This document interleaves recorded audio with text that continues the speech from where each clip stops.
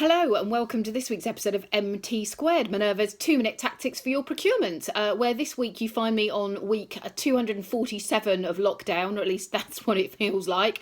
So I hope you are all keeping well and safe out there.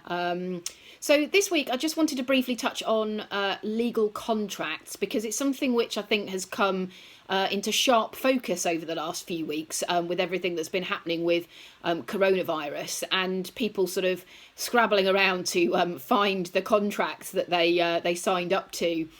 In some cases many years ago.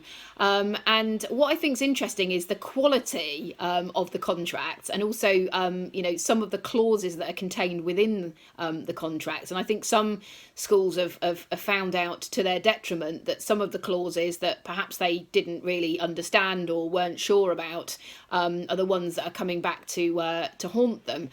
So I think it's really important to ensure that you do fully understand everything that you're signing up to in a contract.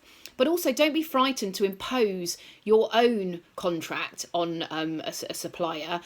This is particularly the case if it's an overdue tender, because you are required under the regulations actually to issue your own contract at the outset of the process, in order that all the bidders are being asked to sign up to the same terms and conditions. So it makes it a level playing field and it makes it fair. Now, admittedly, there will be a very small degree of negotiation, I'm sure, on a small number of clauses. But in the main, that contract is the one that your suppliers will be expected to sign up to. So I think it's important to know that no matter what the organisation, don't be frightened to look to impose your own contract or your own terms, or again, go through the contract and consider, what you think you might require in there.